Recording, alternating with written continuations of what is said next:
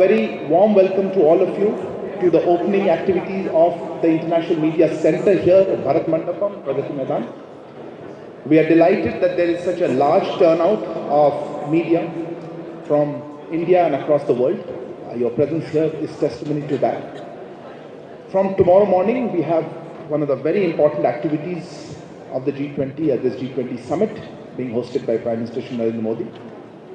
To give us a sense of what all is in store and what has been happening so far, we have our proud privilege to have here on the dais Shri Amitabh Kant, Indian Sherpa, joining him Shri Ajay Seth, Secretary DA, also the Finance Deputy of the process.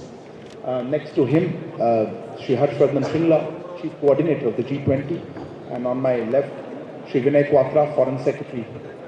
I would request them to make brief opening remarks, after which we will open the floor. Sir, if I could hand over the floor to you, sir. Thank you, Arindam. When India took over the presidency of G20 in Indonesia at Bali, we were in the midst of a scenario of slowing growth and productivity worldwide. There was a huge impact of COVID-19 pandemic, which had led to vast segments of the global population going below the poverty line. Vast number of people had lost their jobs. There was a cost of living debt crisis. There had been a reversal on the Sustainable Development Goals. There was a challenge of climate crisis and climate action.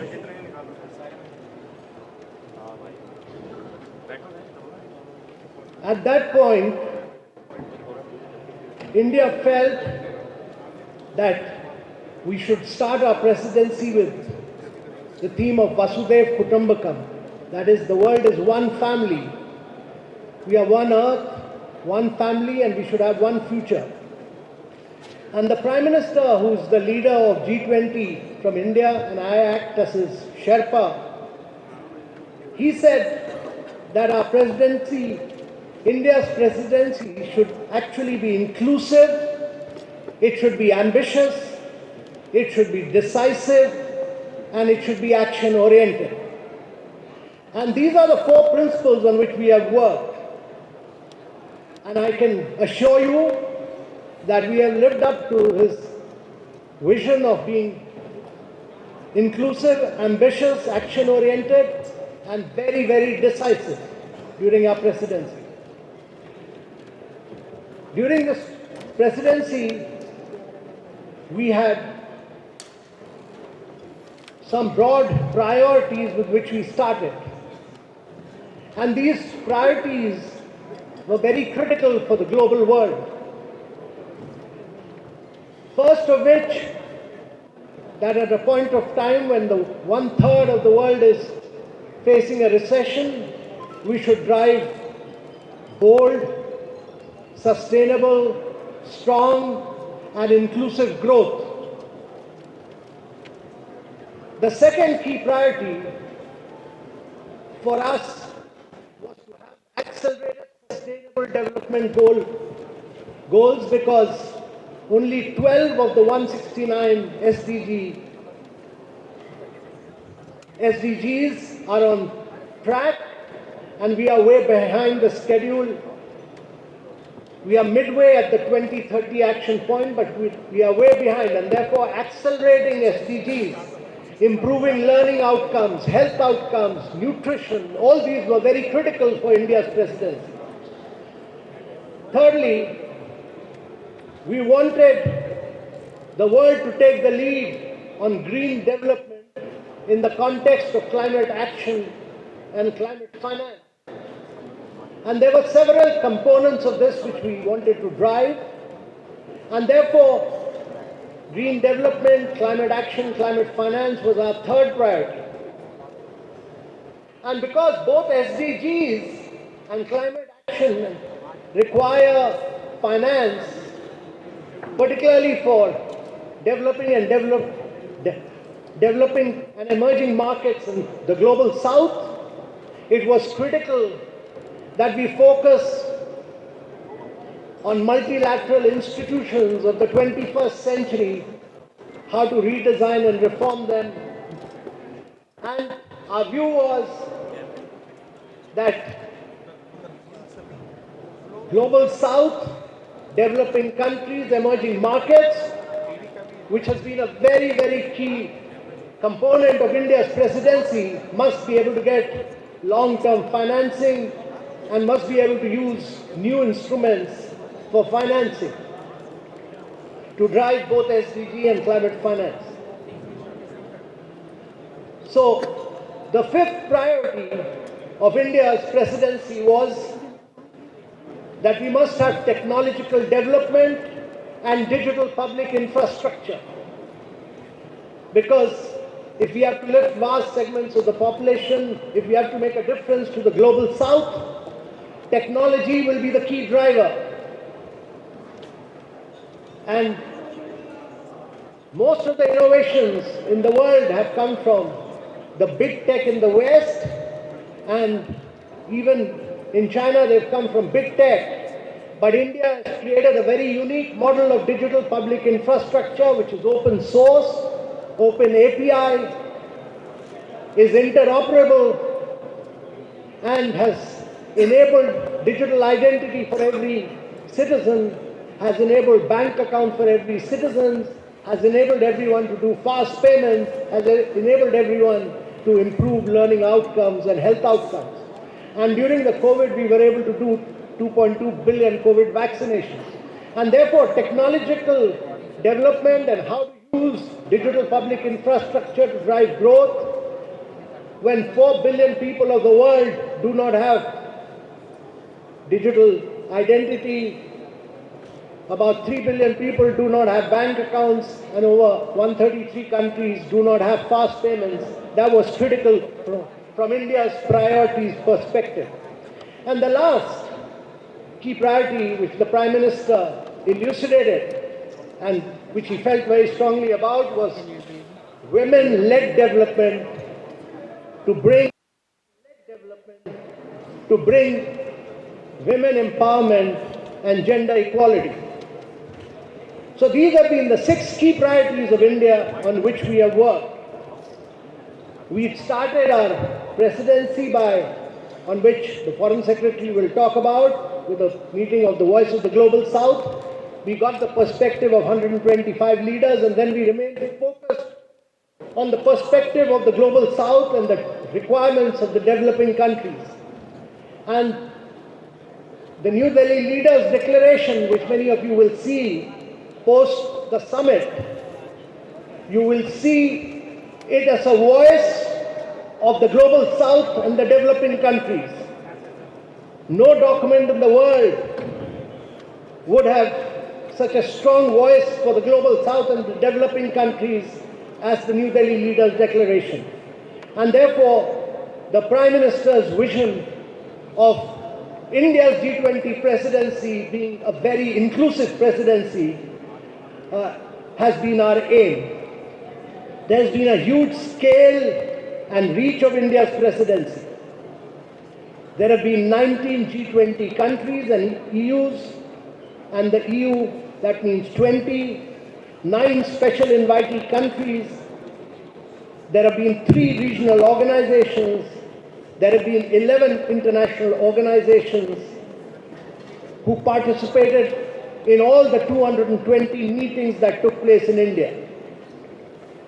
We were able to use this opportunity to take the meeting to over 60 cities of India and every state and every union territory of India, and use this opportunity to demonstrate the liveliness, the vibrancy and the dynamism of India's federal polity. Every state vigorously participated, and we were able to translate and bring a huge transformation to the city infrastructure in 60 cities. When G20s are held across other countries, they are held in the capital or maximum 2 cities. In India's case, we've held them over 60 cities of India and used this as an opportunity to transform them. So, ladies and gentlemen, we've had over the biggest participation in G20 from across the world. We have had Africa's highest ever participation. In addition to the 29 countries, we have had 32 additional countries. We've been the voice of the global south. We've done a huge number of Indian, during this period, we've used this opportunity also to push a huge amount of Indian narrative through one district, one product. That is every district which has come out with a product. Focused, that was the only gift we gave to all the visitors who came during our presidency so that we could have an impact on the lives of our artisans. We have focused on millets, which is critical from the viewpoint of sustainability of agriculture. We have focused on achievements of India as a mother of democracy, as focused on the digital transformation and digital public infrastructure. So with these few words, ladies and gentlemen, I can assure you that our presidency has been inclusive, decisive, and action-oriented. Our New Delhi leaders' declaration is almost ready. I would not like to dwell on it because this declaration will be recommended to the leaders and the leaders will then accept it. And only after it has been accepted by the leaders, we'll be able to talk about the actual achievements of this declaration. With these few words, I'll conclude. Thank you very much. Thank you very much, sir. May I now hand over the floor to Shri Ajay Seth, the Finance Deputy, sir. Good afternoon to all.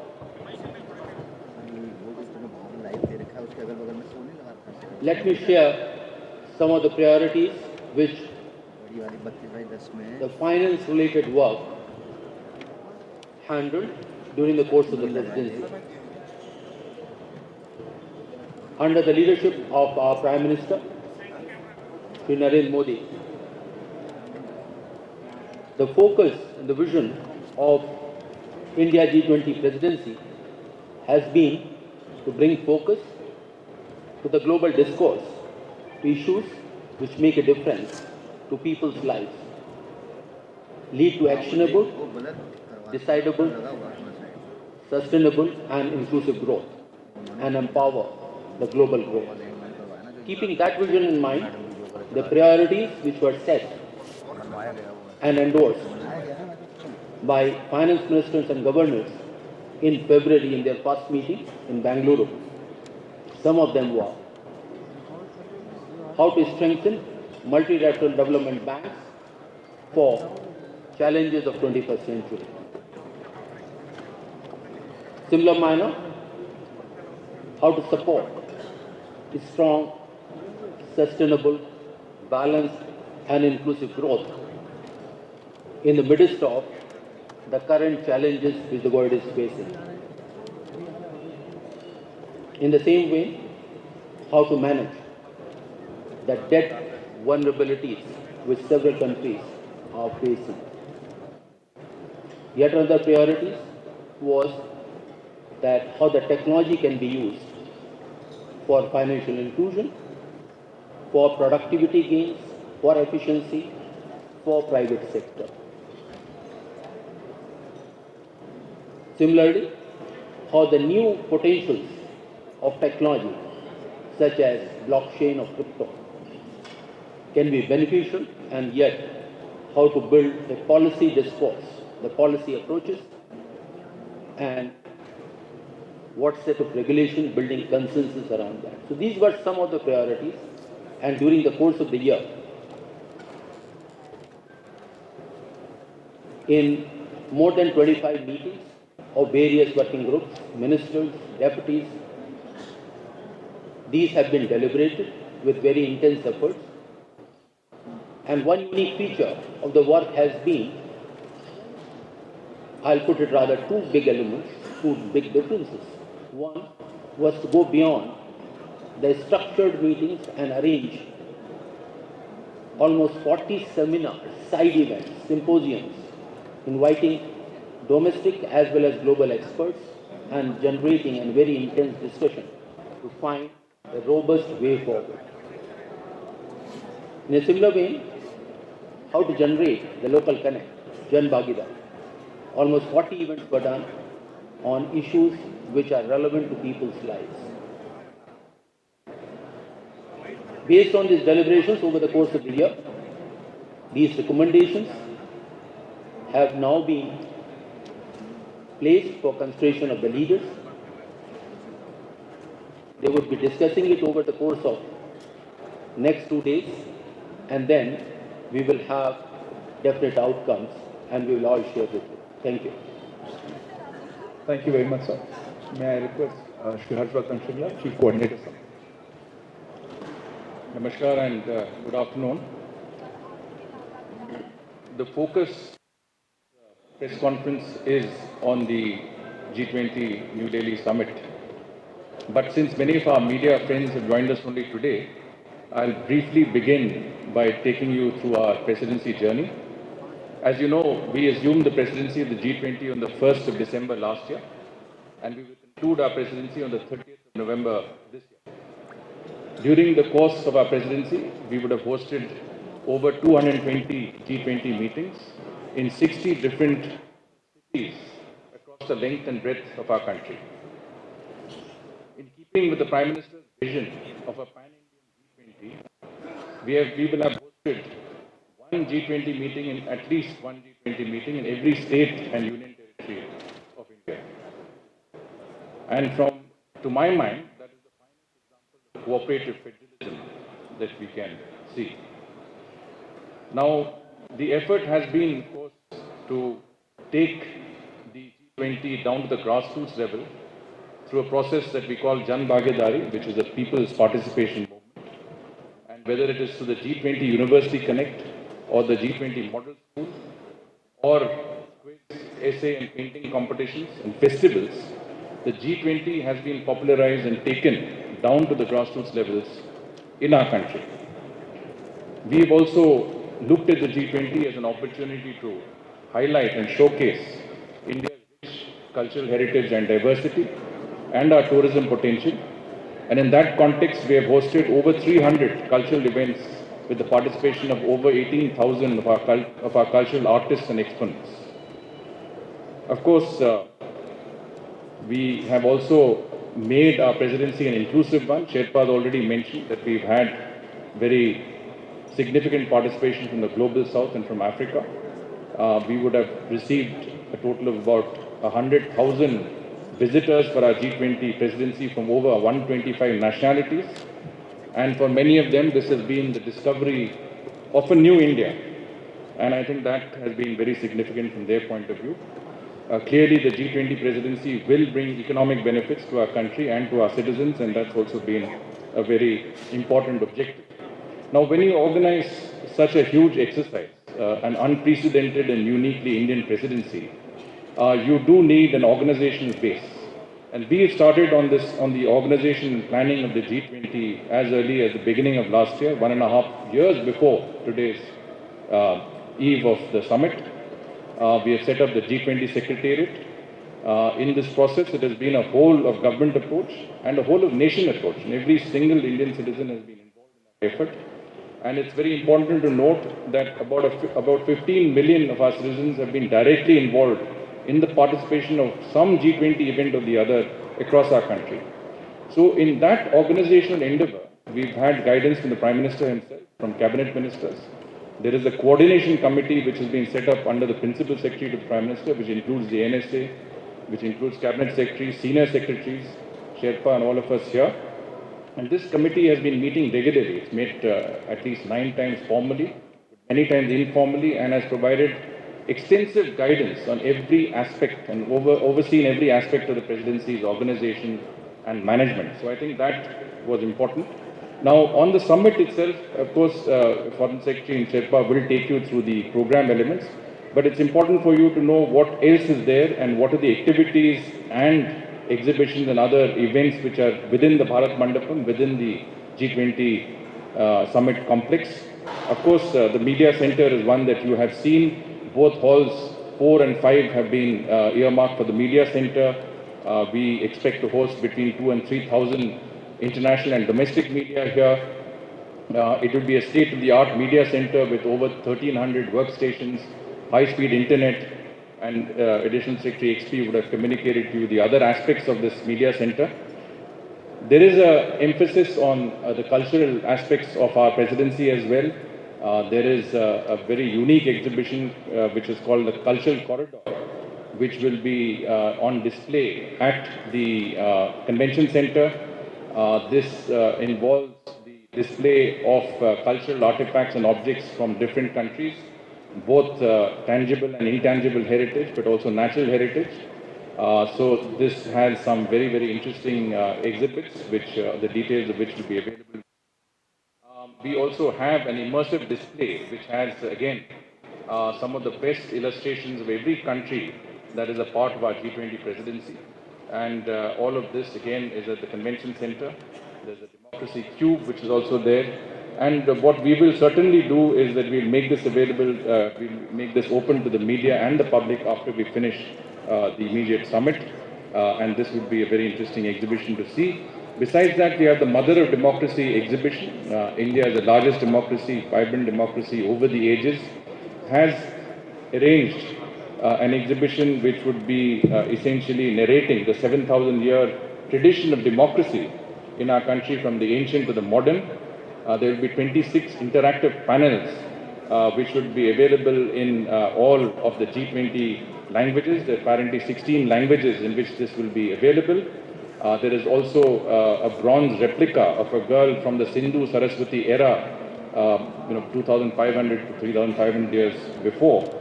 And this is a very unique part of the exhibition, at the center of the exhibition. And there will also be someone who will greet everybody. It's artificial intelligence driven, so it's a technology oriented platform.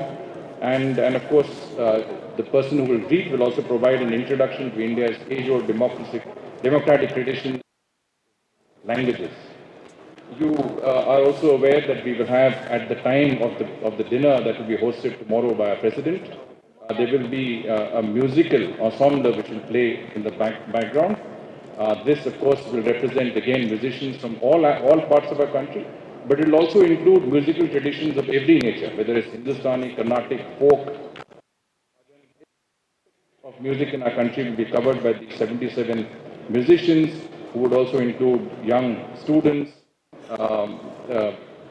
people who have some disabilities, but also people who are from different walks of life across our country. They will also be displaying some very rare instruments, musical instruments, which are never seen or played in our country, but this is something that is an opportunity for us to see so many rare instruments coming together in this particular area.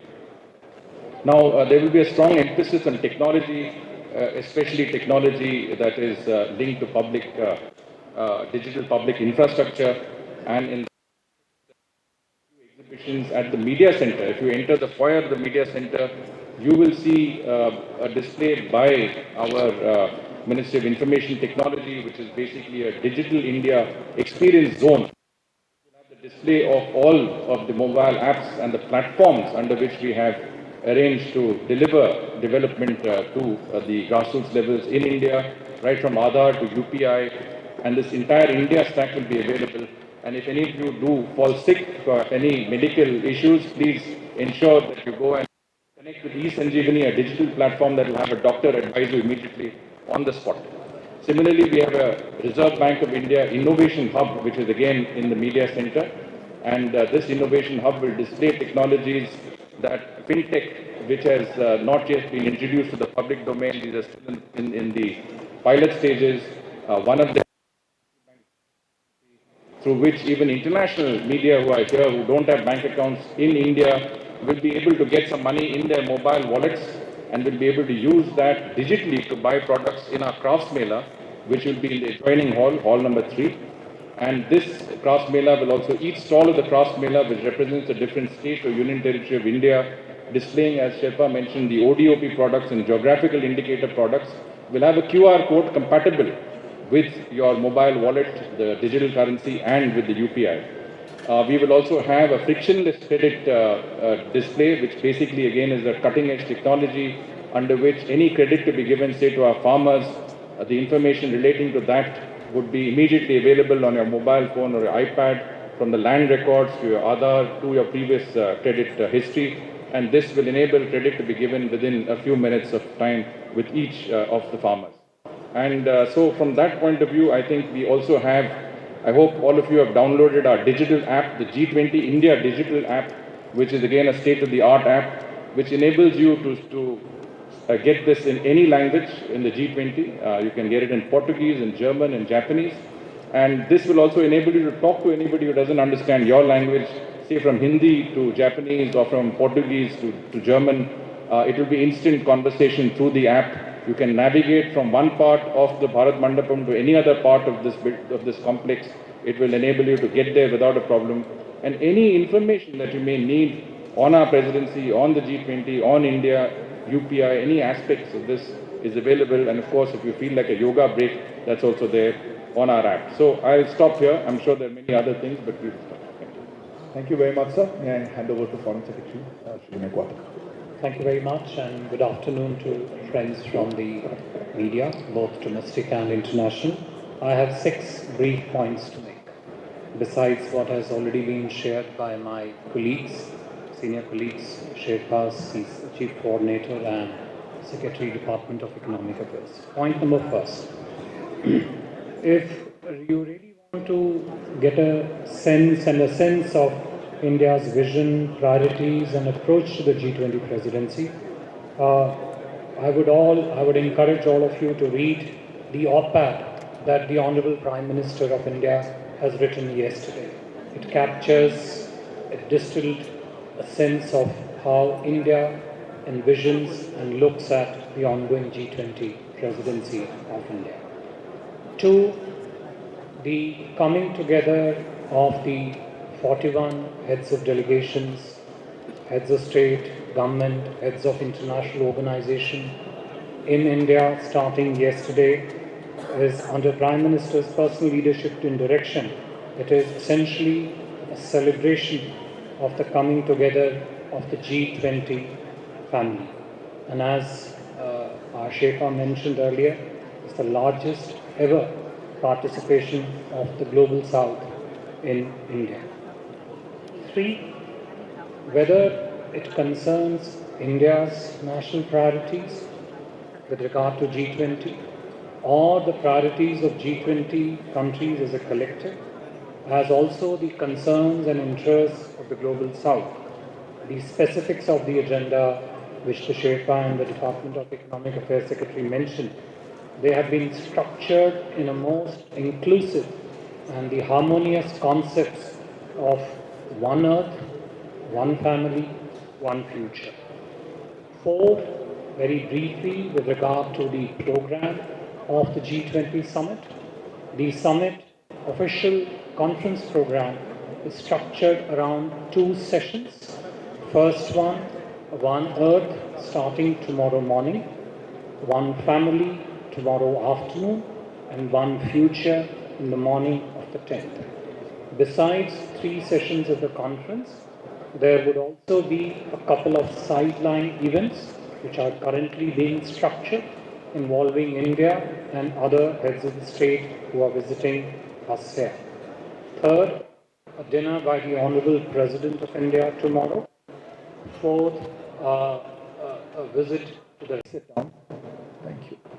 Please introduce yourselves and the organization you represent. We will take questions in a group because we don't have time. Let me start with Manish here, TV9. Microphones will come to you. Please wait. Thank you. First of all, please introduce yourself and the organization. This is Manish from TV9. Amitabh ji, Foreign Secretary and Chief Coordinator. I must tell you first of all that the arrangement at International Media Center are really excellent. I have attended 4 summits before this summit, and I can tell very proudly that these arrangements are really best. So thank you so much. So my question I would like to ask in Hindi.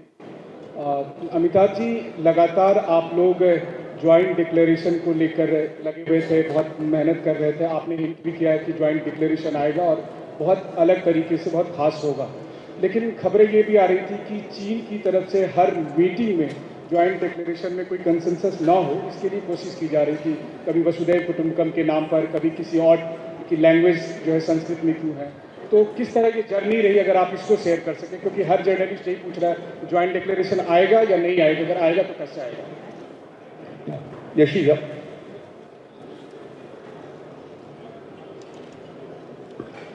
This is Yeshi Seli from the New Indian Express.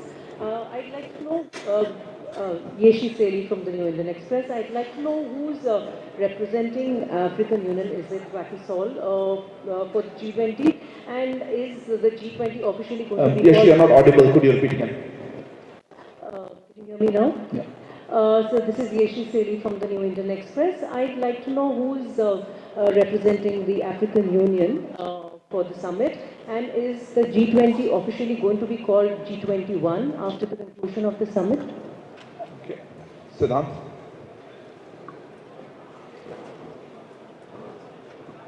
Hi sir, Siddhant from Beyond. My question is, do you think the absence of the Chinese president impacts the summit's proceeding? Is it an attempt by the Chinese to undermine? Do you see it in that way? The lady in yellow behind. Samir Hussain with the BBC. I'm wondering if you think that that Ukraine will derail talks and the ability to come up with a joint statement. I repeat the question. None of you are pretty audible. Say, will Ukraine derail the talks and the ability to come up with a joint declaration? That's what I heard. Will Ukraine derail the talks? I'll take one more question. Yeah, right here. No, yeah. This is Naima Basu from ADP Live. Just one question. On the Russia-Ukraine war, will there be a specific discussion on the black grain? Thank you so much. So, can I pass on these 5 questions, perhaps? So let me first say that on the journey of the joint declaration, I would prefer to speak after the summit is over, because the journey has just started. It's not ended. So I think you should have a little bit of patience. We'll give you a complete glimpse of what the journey has been after the summit gets over, because, this is a leaders' summit. I'm only the Sherpa of my leader, who's the Prime Minister of India. So the recommendations of the Sherpas are made to their respective leaders. The leaders have to accept those recommendations and approve them. Once they are approved, then that will get into public domain and we'll be able to talk about it. Some of the other questions also related to the content of the leaders' declaration, and I would request all of you to realize the high nature of confidentiality of the leaders' declaration, because it has to be placed before the leaders and they have to approve it. But after that, we will be very happy to explain, elucidate, and take you into all the details of that leaders' declaration. As far as AU is concerned, let me say that the Prime Minister, who's a great believer in Global South, had written to all the leaders and there has been a very positive response, but formally that will come before the summit. Thirdly, on the Chinese, I would merely like to say that China is a multilateral player. In multilateral discussions, the issues are very different from bilateral issues, and Chinese discuss issues of growth, development from their perspective. The challenge about any multilateral discussion is that you have to bring consensus across every issue. Every country has a veto power, and therefore we have to bring everybody on board. And I must say that we have been able to work with every single country, and bring them on board, which you will later see. There was an issue about Russia-Ukraine conflict. Let me say that G20 is an economic forum. It discusses issues of growth and development. However, last year in Bali, there was a feeling that issues of conflict and war have an impact on growth and development.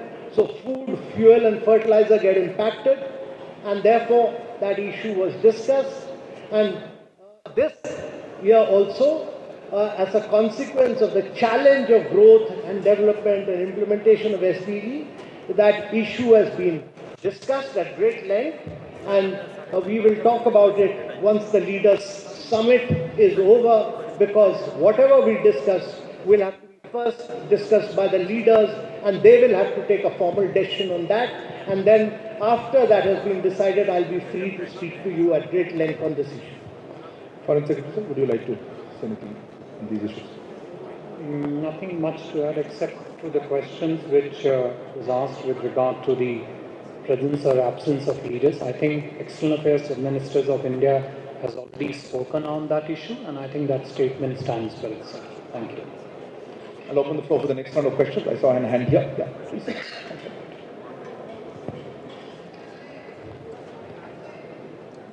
Sir, sir, this is Mukesh Kaushik from Dainik Bhaskar. This center. Foreign Secretary, sir, for the first time, Chinese President is not taking part in G20. Have they provided any reason for his skipping this summit? And do you think that his absence is playing a spoiler, as Jack Sullivan put it? Yeah, a question there. Yeah, please. Yes, ma'am. Go ahead. Microphone's not working. Yeah. Runjhun Sharma, India correspondent for RT Russia Today. My question is for Mr. Kant. How would you say the response, rather negotiations, are going for the inclusion of African Union into the bloc? Also, how do you think... We'll limit ourselves to one question. Sorry, just not enough time. Yeah, Saurabh.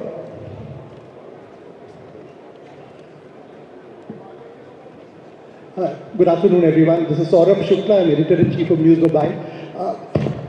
This G20 presidency is also about India's solutions for the biggest challenges that the world faces today.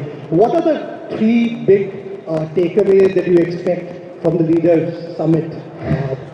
More specific questions? Anyway, behind that, yeah. Go ahead. Behind you. Yeah. Go ahead. Yeah. So this is Pranay Upadhyay from Z News, and my question is to Sherpa Amitabh Kantji. Sir, India has been long pushing for the MDBs, like multilateral development bank reforms, and after the finance and the joint finance and the Sherpa track meeting, what is the takeaway? Is there a consensus emerging for the multilateral development bank reform, and how far we are to onset the process after the Delhi summit? I'll take one more question here. Yeah, gentleman at the back. Yeah, please. Sir, You have the floor. Please sit down. Please sit down. You have the floor. You have the floor, but please sit down and ask the question while sitting down. Sir, मेरा सवाल है. Will you please sit down, sir? You are blocking the camera. Thank you. मेरा सवाल है अमिताभ कांत जी से. मैं श्रीकांत भाटिया हूँ, संवाद सिंधी न्यूज़पेपर है. सर, जो भारत की छवि विदेश में है, क्या छवि का अवलोकन करने के लिए हमारे कुछ राष्ट्राध्यक्ष ऑन द स्पॉट भी जाएंगे, कुछ गाँव में और कुछ सिटीज में देखने के लिए? लीडर्स की बात कर रहे हैं? जी सर, लीडर्स. ऐसा? Okay. And last question here. Somebody had the floor when I interrupted. Who had the floor? You had the floor. Go ahead.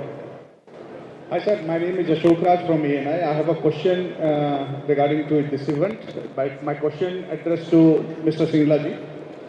That how do we coordinate such massive efforts, and what were the organization structure changes? I'll take this round of questions, sir. Finance Secretary, sir, perhaps on the MDBs, sir, would like to answer. Why don't you answer? Some of you asked that what are the three key big takeaways from the summit. My request to all of you would be that please bear with us for another 2 days. Once the leaders consider the recommendations made by their ministers, governors, and give their decision. That would be a time to take its stock.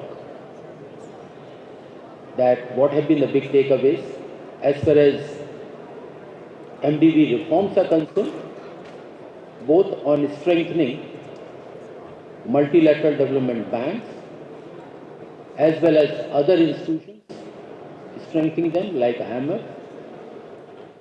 There has been a very rich and intense discussion, and we are highly hopeful that the discourse over the past 9 months will get a positive consideration from the leaders. Thank you. So, thank you. Look, I have already responded to the question on the presence or absence of certain leaders from the summit, and I mentioned that External Affairs Minister of India has already responded to that question. Having said that, let me also mention it's a question of which frame of reference do you look at when you look at the priorities, interests, concerns expressed in the G20, both of G20 countries as a collective, but also of those countries that are outside the G20, but their interests, concerns and priorities are impacted upon what decisions get taken in the proceedings of the G20. We are welcoming, as I mentioned, heads of 41 delegations, heads of states, heads of government, heads of international organizations in Delhi since 7th for the coming 2 days.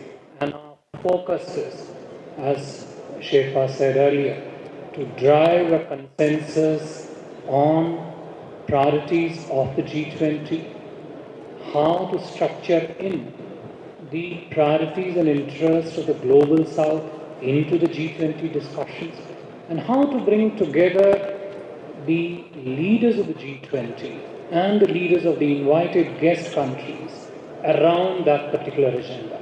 That is the theme, that is the objective that we are focused on, and we are very happy that by and large there is strong effort by all the countries, all the delegations present to move towards a consensus. With regard to the African Union, Sherpa sir has already said that Honorable Prime Minister wrote a letter to all countries of the G20 proposing that African Union be included as a full member of the G20. We expect that the summit proceedings starting tomorrow morning would take a suitable decision on it. Shrikant ji, जो आपका प्रश्न था विदेशी छवि का, G20 summit का जो programme है वो केवल दिल्ली तक ही सीमित है. Shingla sir, if you have the question about organization. Yeah, I think Rajji had asked this question about G20 being involving a massive effort and the organizational aspects behind it. And I did in my opening remarks say that it was not only a whole of government effort, but a whole of nation effort, because it is not only a huge exercise, but it is also an unprecedented exercise. We have never been president of the G20 before. This is also one of the most significant events we have organized, international events we have ever organized. And I think every Indian citizen, in a certain sense, is a stakeholder in this exercise, because the pride he feels of India hosting an event of this scale and magnitude with such level of success. So it certainly has been, an organizational effort that has gone across the country. But one aspect I think I'll just flag, and additionality which I want to put across, is that it has involved also an equal, let's say, collaboration and cooperation with every state and union territory in our country, because we have taken it down to the grassroots levels, and every state has seen this as an opportunity to promote the state's, tourism potential, recount its own developmental achievements, utilize the platform to highlight what every state in its own case has done. So from that aspect, as I said, it's a very fine example of cooperative federalism, and it has involved a level of cooperation that has gone from the central government to the states, to the municipalities, to the districts, and down to the grassroots levels. So I think if you have look at the success of this presidency, it has guided at the highest levels, but it has also involved every citizen of our country. Sherpa, if you have anything to add on that question. I think Saurabh asked that question about the three key takeaways of what. Well, let me tell you that India is trying to build a huge India narrative to the G20. You will see this in the New Delhi Leaders' Declaration, whether India has been the voice of the global south, whether India has been the spokesperson of the developing countries, whether we brought in the huge amount of technological development that India has done through the digital public infrastructure. But I would suggest that it's not just three, but there are enormous number of lessons which come out of it, but you'll have to wait for the leaders' declaration to emerge, and you will then realize that it's that India will leave a huge imprint. Thank you, sir. Tripti? We can't accommodate everybody, sorry. Yeah, go ahead. The wall. Microphone, please. The Wall Closer, Street please. Journal. Hi, my question is about, so in addition to China and Russia's leadership not being here, we've also seen them coordinating at other forums, be that BRICS or elsewhere, that India is also part of. Do we see that there is a bifurcation, China, Russia on the one side coordinating more? And does that mean that the space for broad-based multilateral cooperation is shrinking? Neeraj? Sir Neeraj हूँ news 18 India से हमारा सवाल Amitabh sir और विनय sir से है सवाल ये है कि पिछली बार विदेश मंत्रियों की G20 बैठक के बाद ये बयान आया था विदेश मंत्री की तरफ से कि हम लोग सफल नहीं हो पाए कि यूक्रेन के मसले पे सहमति बने और उनका इशारा रूस और चीन की तरफ से था क्योंकि उन्होंने अपना पक्ष बदला था बाली डिक्लेरेशन के बाद सवाल ये है कि दोनों देशों के राष्ट्र प्रमुखों की गैर मौजूदगी में क्या भारत सक्सेस कर पाया है कि यूक्रेन के मसले पे सहमति बना पाया है या नहीं या यूक्रेन को हटा दिया गया है ज्वाइंट कम्युनिक से Sridhar here. Good afternoon, sir. This is Sridhar from the Asian Age. So, you mentioned that the New Delhi Declaration is almost ready. Are we to assume that a consensus has been achieved on all issues? And will there be a separate chair's summary which will be issued at the end of the summit along with the joint communique? Will there be a separate chair's summary? Thank you. Vishnu?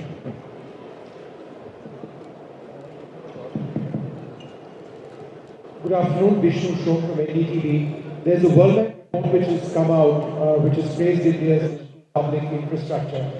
I'm just trying to understand, how is India going to disseminate this infrastructure? Will it be through an organization or an institution like the Solar Alliance? There's a lady at the back, hand up there, I saw a long time ago. Yeah, there, you are the lady now. Thank you so much. Ksenia, RT.com. A question is, since we discussed the global growth, has the issue of developed countries imposing unilateral sanctions been discussed, or the responsibility for imposing such sanctions which affects the global growth and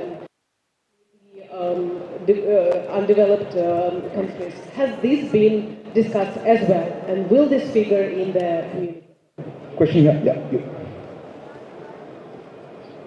Reporter for Shanghai Media Group. So, close the microphone. Reporter from Shanghai Media Group. You mentioned that all participants show common interest in Global South, but I do believe there are different concerns between the Global South and the developed countries. So, how India presidency will show its decisiveness in this? Thank you. Last question right at the back. Yeah, please go ahead. Yeah. So this is Rishabh from Times Now. So just last week, the Russian ambassador said that Indian negotiating team was under immense pressure, and there were teams that were trying to hijack the whole negotiation. If you can shed some light on that, how difficult it was during the negotiating time to come to a joint declaration, if that is possible, a day after. I think Rishabh, that question is answered. Anyway, sir, I'll pass on this question. So may I start with the Foreign Secretary, sir? You had some. Okay. think to the first question, which is sort of more of an interpretative frame of what is happening to the multilateralism and the related space globally, I think we would rather focus on what are the priorities in the G20, of the G20 countries, and in that, what is the priorities that India stands for and the rest of the global south stands for. And I think the space that we come from is, our belief is that multilateralism needs to be reinvigorated, it needs to be inclusive, and it also needs to be an important center and a medium for global governance, which has to be more representative, naturally effective, transparent, and accountable. We have brought up these points strongly in the discussions in various meetings of the G20, including in particular the G20 Foreign Ministers meeting, and we will see how that finds reflection in the communique that's being negotiated.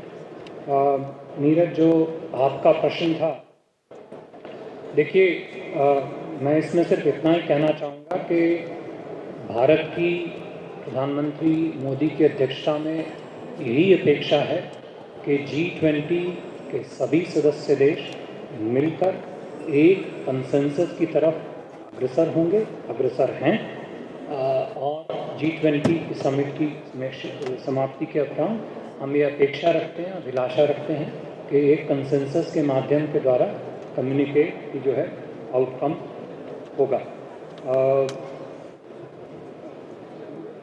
To the question on the DPI thing, I think I would ask Sherpa sir to come and sort of talk about that. So, well, let me say that when we started India's presidency, very few people knew about digital public infrastructure and the open source model of it.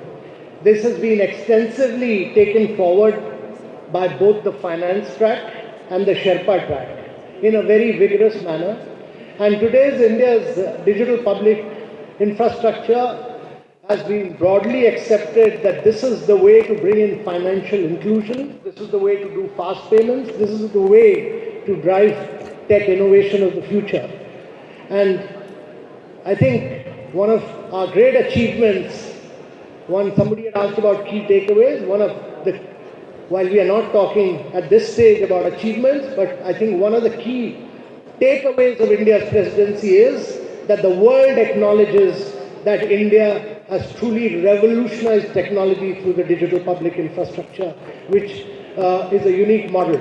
So its definition, its framework, its how we take it forward, all of this has come into discussion during India's G20 presidency.